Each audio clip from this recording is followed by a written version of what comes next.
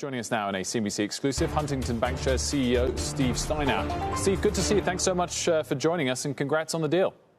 A pleasure. Thank you so much. Great deal for both sets of shareholders. I wanted to ask, first of all, how long you've been working on a deal like this, and this deal in particular, and the extent to which the sort of depressed prices of the pandemic allowed it to happen.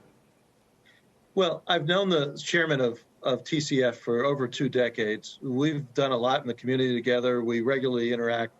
And this deal started around the end of October. But I would say there's a relationship that's been built over many, many years. We know each other's family. There's a closeness here. It's very unusual. And so there's a high degree of trust and confidence. And that allowed us to start and move rapidly through because we created a win-win approach to this. The word scale appeared in your press release a number of times as to an explanation for it, and synergies will come and cost savings. Also, of course, the ability to pool your resources and spend on things like tech. When Truist was formed, it was very clear that was the very primary reason for the deal. Is it as clear a reason for you?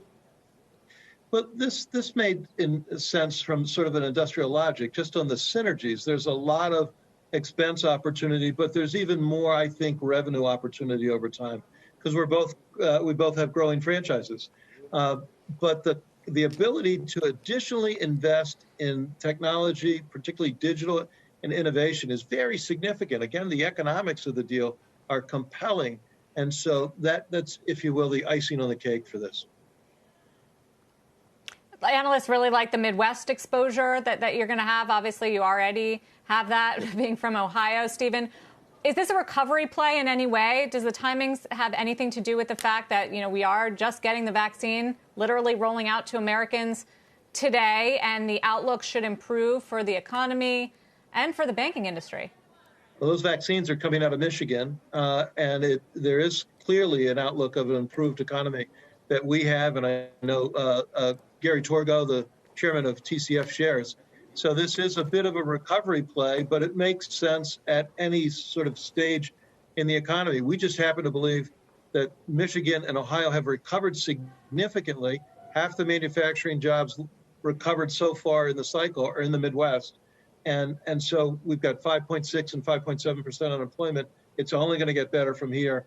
Putting the two together now makes a lot of sense to get the benefit of those, the longer-term recovery. It looks like it's in hand. Steve, your shares are down about 3 or 4% as we speak. That's not out of the ordinary on the day you announce a big deal, and it's a one-day move. That said, this is an all-stock deal. Are you nervous that someone will now the cat's out of the bag, see that you're buying TCF and try and top your bid with a cash offer or a slight premium to what you're offering? Not at all.